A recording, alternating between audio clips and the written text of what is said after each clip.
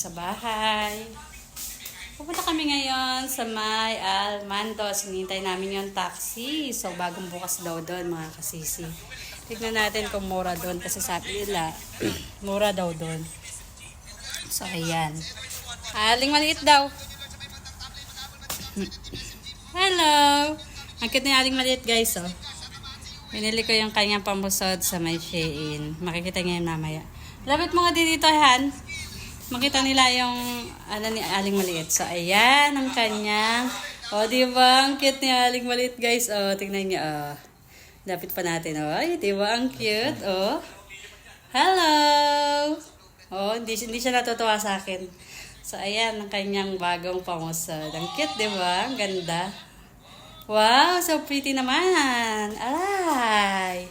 So, ayan. Pretty ni aling maliit, guys. Oh. So, pupunta kami ng Almandos. Hinihintay namin yung taxi.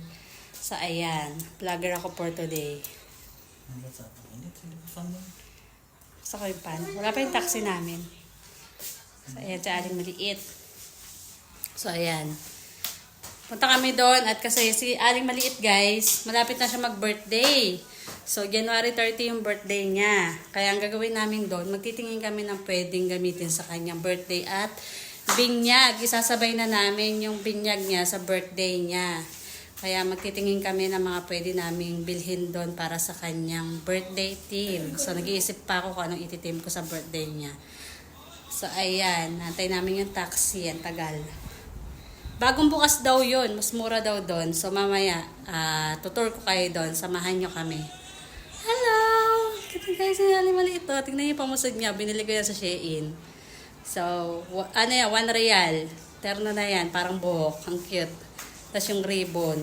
So, nabili ko ng 150 pesos. Kasi nagsasawa na siya sa kanyang bangs. Kaya bago naman daw. So, ayan. Buti hindi nga inaalis. Kasi mahilig mag-alis ang pamusod dyan. Nauuto-uto. Basta wag mo lang siya itatapat ng salamin. Aalisin niya yan. Makulit na yan. So, ayan, nagantay kami. So, ayan, samahan nyo kami mamaya. So, see you in my next video.